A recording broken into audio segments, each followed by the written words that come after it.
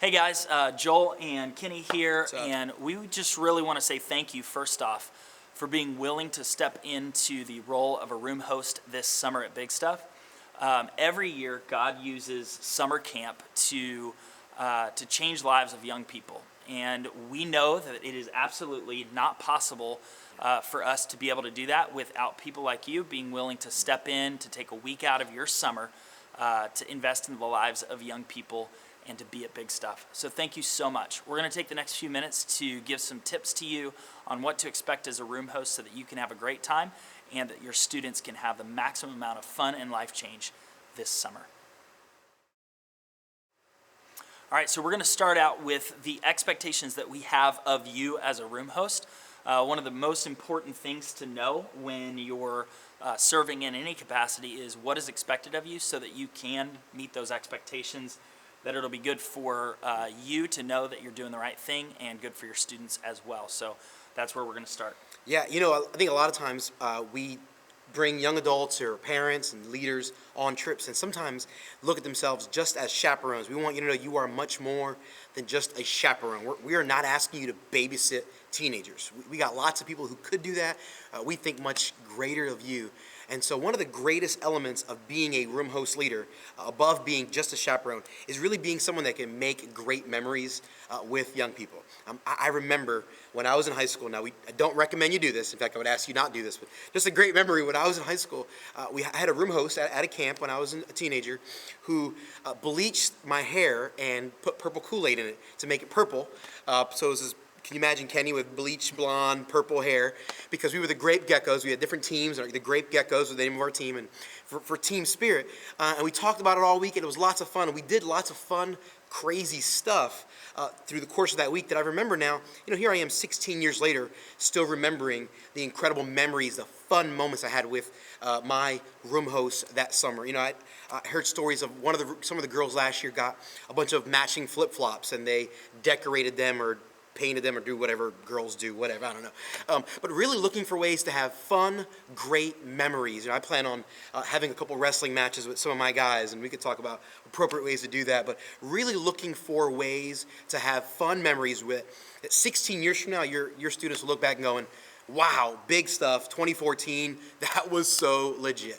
Yeah, some of the ways that you can do that is just really think through before the trip some creative things that you can do to have fun with your kids. Kenny mentioned wrestling for the guys, that kind of stuff. Obviously you got to keep that safe, but you can do it and have fun. There are a lot of things that are kind of traditions at Big Stuff that you can do as well. A lot of the boys will dress up like superheroes. We've had our girls dress up in footy pajamas, which is really fun too. You can bring different games that will work well for your group. You can, if there are different sports events, guys, that are on TV late at night. I remember last year there were some playoff games, different things like that. You can watch those in your room. Girls, any crafts, any kind of things that girls like to do, painting your nails together, or just gauging kind of what your room, the kids in your room, what they're like and what they may enjoy. That will be really, really helpful to just build camaraderie and unity in your room. Yeah, and every room is going to be a little bit different. Some rooms are going to like some things, some rooms are going to like something else. Don't ever feel the pressure to be like another room or live up to another room's standards, so to speak. You really determine what's my guys are going to love, what are my girls going to love, and give them that thing.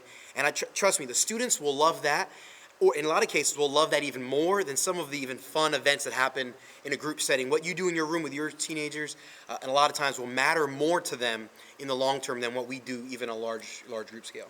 The other thing that we would really ask of you as a leader is to document your fun. Mm-hmm. So that means taking pictures together. I know my life growing up, this was before the digital camera was invented, but my mom never really owned a real camera. It was always a disposable camera. And so my life has pretty much been completely undocumented because the pattern for my mom was to buy a disposable camera, take half the roll, and lose it. And so there are literally no pictures of me existing. I may be like a plant from the government, and I don't even know about it. But The reality is that there's a huge loss that's there when you don't document your fun. So we actually are going to ask for you to be conscious to document your fun this summer. So the fun elements that you do, take pictures, take video of those wrestling matches, and do all of that. But what we want is at the end of our Big Stuff experience, we want you to have a camera full of photos and videos, and we're going to ask you to give that to Tiffany McGlone at the end so that she can compile all that great stuff, and we'll create a great, memorable video at the end of Big Stuff that students can enjoy. Yeah, it'll be great. As we get closer to Big Stuff that week, we'll give you the hashtags that you can use and other things that we can implement with Instagram and Facebook, things like that, that'll enrich that. In addition to having fun, fun is a huge part, and making memories is a huge part. But in addition to being a room host, we're going to ask you to set the standard for being responsible. We do not expect for American middle school and high school students to be responsible. Some are, and some can be, but we know that a lot of times they will push the envelope. I know that's the way I was, and in a lot of ways can still be that way sometimes. But when we are the leaders, we are expected to set the standard. And so things like enforcing lights out in your room, using wise judgment in what games you play and what fun things you do. If something goes crazy or goes awry, you're going to be the one we come to. So we're going to ask for you to use wise judgment, making sure your guys get enough sleep. It's just not okay. The guys are exhausted, tired in preaching because they were up because they only slept 50 minutes the night before because we were up doing something fun. The fun is great, but if it gets in the way of the ultimate goal, then it's now a detraction. It doesn't enhance the experience of the week. So we want to be very, very cautious to be wise. If the guys are wanting to body surf down the flight of steps to the hotel with mattresses, things that I did when I was in high school, that probably a camp counselor should have stepped in and said, no, we're not going to do that. That's probably, and so you wouldn't be watching this video if you were not someone we trusted. We want you to feel empowered to know you have the power and the authority to step in if a student is doing something that's just not wise or stupid. Step in, even if they're not the kids in your room. If they're in someone else's room and you see them out doing something that's not appropriate, feel empowered to gently and kindly step in and help them understand why that's irresponsible. Yeah, at the end of the day, of course, we want our kids to have fun and make memories and all of that. That is huge. But the top priorities that we have are life change and safety. So those are really the top priorities. And really, we would put safety above life change because if they're dead, it doesn't matter how much their lives were changed because it was very short-lived. So we want them to stay alive and safe and all of that. And so, as you come into moments with your teenagers over the course of the week of camp, teenagers will experience camp in a myriad of different ways.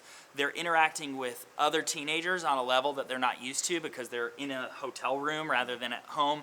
It's one thing to see kids at school. It's another thing to live with them. So you're going to be experiencing maybe some issues, interpersonal issues. And what we're asking is for you as the room host to be willing to step into those issues, to mediate when necessary, to let it just go when necessary, to use your good judgment. The one thing we would ask is when you run across issues in your room, whether interpersonal or personal, things that they're dealing with at home that may be kind of weighing on them that they share with you, any life issues that may happen during the week of Big Stuff, we're asking you to step into that with wisdom and good judgment. And we're also asking you to communicate with either Kenny or with me on those issues. Kenny will be at the Regency Hotel, so if you're at the Regency and you're dealing with issues, it makes the most sense to connect with Kenny on those. I'll be at the Cove, so if you're dealing with one of those issues with a student at the Cove, please connect with me about that so that I can help monitor, help do that, and we can help come alongside you in that process. So the two things we're asking you to do is to step in when necessary and use good judgment, and in addition to communicate with Kenny or myself whatever issues you're dealing with. And in addition, not just life issues, but also life change. We want to be in the loop on that. So if a kid comes to you and has a conversation with you about something God's doing in their heart, we want to celebrate that, but we also want to be in the loop on that so that we can help continue to foster that in the life of that student and celebrate that as appropriate. Absolutely.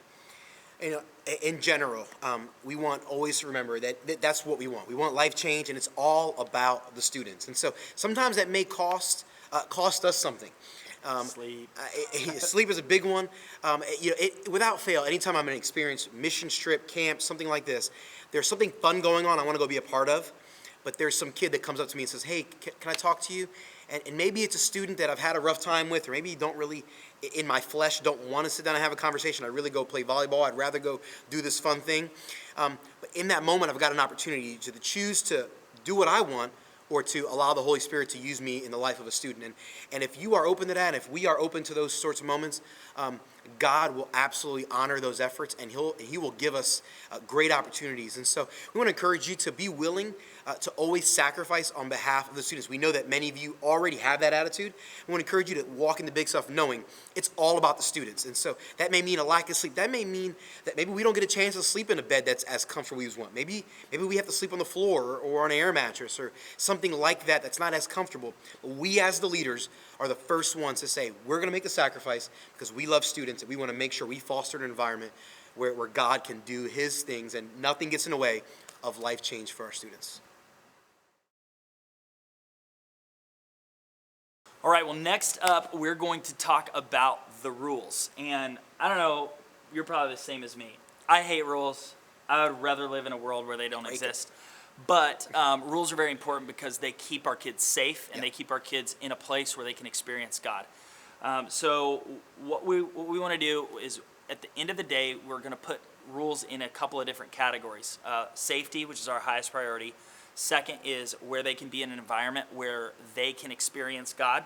And then third is where they help others be in an environment where others can experience God. And so that's kind of how we're thinking about some of these rules. And we'll get into more detail as we get closer to big stuff and when we're actually there and at the hotels and at the conference center. You'll hear a little bit more about this. But just want to give you a couple general rules to be aware of and to know that you ultimately will be responsible to hold students to these things. And the first of these is, a lot of these hotel rooms that we're going to be in are on second, third, fourth, fifth floors, and we want to keep our students safe. So this is actually the only rule that will lead to an immediate dismissal from camp. And so we're very, very, very serious about this rule, and that is that there is absolutely no sitting on or climbing on any of the railings on the balconies. We're very, very, very serious about this. So when your kids are out on the balconies, and we will communicate this to the students, but when the students are out on the balconies, just make sure that you're watching and monitoring and remind them, hey, just stay off the railings. Because that is a safety issue we will not allow to be broken. And if a kid climbs on a railing, leans over a railing, sits on a railing, they're going to be making the trip home from Daytona. Yeah. And again, that's for safety. Yeah. Another rule that is no PDA, no public displays of affection. Kissing in public is out. I mean, just out.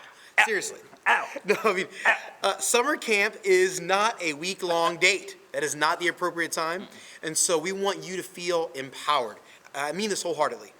You have the right and the authority, if you feel like there's something inappropriate going on between a guy and a girl, to either step in and have a gentle conversation and inquire what's going on, or if you feel inadequate or you're not sure how to do that, come grab Joel or myself and just say, hey, I think Billy Bob and Susie over here are about to make out or something's going on. It's just not appropriate for a variety of reasons, mainly because we just don't want relationships to get in the way of what God wants to do. It could be the summer, every single summer I've done these sort of events, and it's the number one thing that gets in the way of a student having a great experience. And so any students that are coming on summer camp that we know of that have romantic relationships, we will have some one-on-one conversations with. We'll do it in a very pastoral manner, and we'll make the expectations very clear to everyone and to all of the students. You meet some cute girl on the beach, it's not the time to go ask for a phone number, not the time to go try to make out after hours, not appropriate. We will make that very clear. We want to empower you to feel free to step in and help pastor and shepherd our students to understand why that's inappropriate. Good. One other thing I would add to that, our goal is not to break up students that may already like each other or have relationships. That's something we leave to parents to be able to shepherd. But while they're on our camp, we are going to have certain expectations, and we're going to hold them to those. So it's good. The next thing is no pranks. Pranks are definitely fun from time to time, But the tendency that we see is that they escalate, and oftentimes somebody gets hurt, and it can leave a very poor taste in that person's mouth on the overall experience of their summer camp. And we don't want what God may want to do in the life or the heart of a young person to be discredited because another young person wanted to have fun at their expense. And so, we've all maybe experienced the fun side of pranks. Really funny story. My brother-in-law just posted on Facebook today. It was a Memory Monday, and this is a Monday that we're filming. And he recounted a youth trip that he went to the beach, and he had fallen asleep, and the older students in his room wrapped him up in bed sheets like a taco, folded him up into a what's the bed that they push? What's that called? Cot? The cot, yeah. Folded him up into the cot, pushed him up to the elevator, pushed the elevator button to the lobby, and sent him to the lobby, folded up in a cot in the elevator by himself. So he wakes up to a stranger helping him get out of this cot that he was put in. And he posted and said, "I'm still recovering." And I wonder, if, and obviously, he's able to joke about it now, but there are kids who maybe don't have the kind of emotional capacity to deal with pranks. And so we really want to help our kids treat each other with respect on this camp. And it's always kind of a bummer at first when we announce there's no pranks, but kids get used to it and they learn to have fun in other ways. And so that is something we're going to hold our kids to. And if it's something that they're not listening to, we're going to have conversations with them, and we'll go from there. So it's good. Another rule that's really, really important, again, for safety is that the fact that no one ought to ever go anywhere by themselves for any reason whatsoever. As we get closer to Big Stuf and that week, there will be different times when the expectation is a little bit different in terms of where people can go. So, what's appropriate during hotel time versus free time versus conference time. That may vary slightly, and we will make that very clear at that time. So Tuesday, we're doing something, we'll make it clear. Here's where you can and can't go, here's the expectation. But at any time, no matter what the variation may be, at no time should anyone ever be by themselves. No student should ever be walking alone. So if you ever see a student walking by themselves, we expect you to stop them immediately and ask them, why are you by yourself in this location? Why? And they're never going to say, oh, that leader told me, because no leader is going to tell a student they're ever allowed to go by themselves. The expectation is that we will all make it very clear, you should never be by yourself. The last thing we want to share is just a general rule that all of us should follow always, but that we want to be very cool to the hotel staff. Yeah. The reason why we want to communicate this to our teenagers and why it's important for us is that we represent Jesus. At the end of the day, this hotel knows that this is a church group conference. And the more Christ-like we can be to the hotel staff, the more it's going to represent Jesus well. And we can't control what the other church groups do, but we can control what our students do. And so one of the practical ways that we'll do this is we're going to ask our students not to interact with the hotel staff, that they would ask their leader to interact on their behalf. So for example, if they need extra towels in the room host, that is your responsibility to call and say very politely, hey, we're in room 405 and we need some more towels for showering. It'd be great if you could send those up whenever it works for you. We want you to be making those phone calls. If you need to go to the lobby and speak with the hotel staff in the lobby, we are asking that you would do that. And if you notice that your students are going and interacting a lot with the hotel staff, just remind them, hey, you need to come to me and ask me to do that. And if for some reason a student is running through the lobby when they shouldn't and a hotel staff person asks them to stop, that student's reaction should be respectful. If it's not, and you observe that, that's something that you need to communicate with the students and let them know, hey, that's not appropriate, I need you to go to apologize, or whatever you feel is going to be appropriate at that time. I also would love for you to communicate that to either Kenny or myself, just say, hey, this is something we observed, because at the end of our stay, we want to, with integrity, communicate with the hotel staff and know that we've actually represented Jesus well. And if not, that we can apologize in an appropriate way. So those are the rules. Breaking any of the rules will not necessarily get you dismissed from Big Stuff. In fact, we would want to avoid that at all costs. The only rule that is an exception to that is the balcony rule. The other rules, if broken consistently or with a lack of repentant attitude or whatever, can lead to dismissal. And we'll communicate this to the parents that if your students are not able to be responsible and respectful and listen to our room hosts and our Mosaic staff, we reserve the right to send them home at no refund. And so we've never had to do that since I have been in youth ministry at Mosaic. We've never had to send a kid home from camp, but we always reserve the right to do that in case we have a kid that's for some reason rebellious and doesn't want to listen, but we don't expect that to be the case.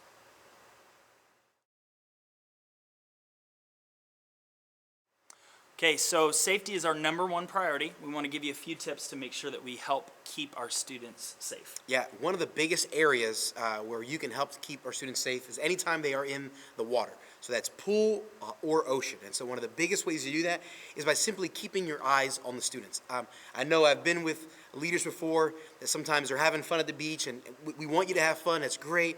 However, we don't want you to get distracted from the main goal, and that's keeping the eyes on students, making sure they are safe. In addition to that, we want to make sure that we are following whatever rules of the forum that we are in. So if we're at a pool at the hotel and the rule is no diving, then we want to make sure that our students are never diving, again, for safety purposes. If we are in the ocean by chance and there's a particular area where there's a lifeguard and the rule is to only swim in front of the lifeguard, then we will abide by that rule and only swim in front of the lifeguard. The general rule of thumb for you as a leader is keep your eyes on the students and make sure they don't do anything outside of the rules or outside of something that would keep them from being safe. The only other item to remember is if you happen to be in the ocean and there's a rip current, we don't want anyone going out beyond chest height of the water. And so if there's not a rip current, you can feel free to go out a little further. As long as you are with the student, we trust you. Please don't jump into the ocean without knowing kind of what the strength of the swimmer is. Connect with the student, have a conversation. Just, hey, can you swim? What's your swimming experience? Just get a gauge on how strong of a swimmer they are or are not, and help that determine how far you go with them. Stay with them, keep your eyes on them, have fun, and as long as you do that, we trust you, and we trust them to go in the ocean with you. The other thing we want to make sure that you know and are equipped for is just in case of an emergency, and you know what an emergency entails. Someone scrapes their elbow and gets a boo-boo, that's not an emergency. But if somebody, hits their head and there's blood coming out, that's an emergency. Mm-hmm. In the case of an emergency, we want you to follow proper protocol with, common sense and logic. So, if someone has maybe a concussion, that may not be a 911 emergency, but it is something that we want you to communicate with myself or with Kenny regarding, and make sure that you help the student in an appropriate way. If someone is bleeding out of their head, we want you to call 911 first and then communicate with us and Kenny. So just use good judgment and make sure that in case of an emergency, you are stepping in and doing the right thing. Yeah. Another area where you can be a huge help is the area of room etiquette. This is specifically referring to what we wear, don't wear, and some bathroom etiquette. And what we mean by that is this, is we don't want a bunch of students or leaders at any time walking around the rooms, the hotel rooms, naked or half naked or inappropriately dressed. We want to make sure that every person is dressed in a way that is appropriate at all times. That means every student or leader goes into the bathroom alone, locks the door, goes in fully clothed, does what you got to do, shower, change, whatever, and you come out fully clothed. You should never be coming in and out half naked or in your underwear or anything like that. You go in clothed, you come out clothed. You go in alone, you come out alone. Students should never be in the bathrooms alone together for any reason whatsoever. And leaders should never, ever, under circumstances, be in a bathroom alone with a student for any reason, and really shouldn't be in a room by yourself. If it's just you and a student by yourself in a room, you ought to alleviate that situation, either leaving there or doing something to alleviate that. We don't want you, for your protection, to protect you from potentially being accused in any way or anything inappropriate. That's, again, for your safety, your protection. The only other element to remember about clothing in general is sleeping attire. I may sleep in a particular attire at home that's appropriate for my home, but may not be appropriate for if I'm sharing a hotel room with a variety of high school students. And I also make sure I'm always dressed in a way that if I have to evacuate the building in the middle of the night for some emergency, fire alarm, or something goes off, or there's a situation where I get called into, that I don't have to quick get dressed for that. So I'm always wearing basketball shorts and a t-shirt. I got a pair of shoes by the bed close by. I'm dressed in a way that if I'm ripped away from the room in the middle of the night very quickly, I'm dressed appropriately and I can step into any situation. Absolutely. The last thing is if a student shares something with you about their personal life, which may very well happen, we want to make sure that you know what you are obligated to share. So if a student comes to you and says, hey, I need to share something with you, we want you to know what you can keep a secret and what you need to share. And in general, the things that you need to share and the things that you cannot keep secret fall into the category of what we would call the 3 hurts. Either someone is hurting themselves, so if a student is hurting themselves, such as cutting or something of that nature, or has suicidal thoughts or that kind of thing, or if a student is being hurt by someone else, meaning they've been abused sexually, verbally, physically, that falls into the category of a hurt. And then the third hurt is if a student is hurting another person. So if a student is being abusive to someone else, they're admitting that to you or confessing that to you, those are the things that we must share. There's a liability there, and it's going to ensure that the student is well shepherded and pastored through that. So if a student is confessing something to you that does not fall into the category of the 3 hurts, you can use your discretion and keep that to yourself if they've asked for confidentiality. But if they share something with you that falls under the 3 hurts, we're asking that you connect with myself or with Kenny. And because that is true, if a student comes to you and says, I want to share something with you, but I need you to keep it a secret, never promise that to a student. Always share with them some response that sounds something like this. Johnny or Susie, you can trust me with that, with whatever you want to share. And, I will keep it a secret if I can, but if it's something that needs to be shared with somebody else for your protection, I'm going to have to share that. Does that make sense? And most of the time, they'll agree with that and feel comfortable enough to share. Yeah. Maybe they won't, but I would rather you approach it in that way, and it'll keep you from any liability, and it'll also ensure that students know that we are a safe place, and we can be trusted with their information to handle that in a way that's going to help them in appropriate ways. All right, the last thing we want to make sure that you are aware of is just kind of what a normal day will look like, daily schedule on Tuesday, Wednesday, and Thursday. Monday, there's travel and an evening session. Friday, there is basically waking up. We'll do an activity with them in the morning, and then we'll be packing up and heading out. But on Tuesday, Wednesday, Thursday, each day will kind of look pretty similar. You'll wake up, start out with breakfast, and get them to the first conference session in the morning, which will run till 12:30. They will break for lunch at that time, and we will head back to the hotels, eat lunch, change, and get ready for our free time and fun time. The students will be able to go do stuff at the beach or at the pool, kind of hang out and have a lot of fun, and we'll unpack what that looks like as we get closer to big stuff. But for you, for the leaders, we're going to assign each leader an area to look over. So the pool or the ocean or the volleyball court or a game room or beachside activities, whatever it may be, we'll assign that out to you for Tuesday, Wednesday, and Thursday. And after that, we will there will basically be a time that we will decide on each day when free time is over, and it should be fairly consistent. But once free time is over, you're going to go back into your rooms. You need to help your students get their quiet time going and showers taken care of and dinner done. So during that time frame, you're going to be doing quiet time mixed in with showers and with dinner, and you'll organize that based on your room's needs for time to get ready. So guys may need a little less time, girls may need a little bit more, Kenny needs a lot, and it takes a lot to make this look good. So you'll figure that out on your own.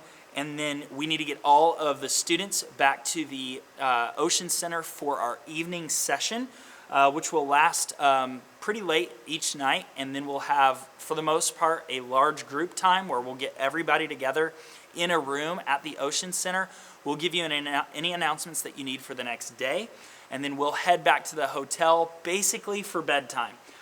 So there's going to be some good built-in relaxation time, but most of your day is scheduled from breakfast till midnight. And so it'll be pretty easy for you to know what the expectations are, and we will be clear to communicate each one of those. So hopefully this has been a helpful time, very informative for you. And I know that your role will be hugely instrumental That's right. in the life of the students that are in your room, and in any small group environment that you may be in.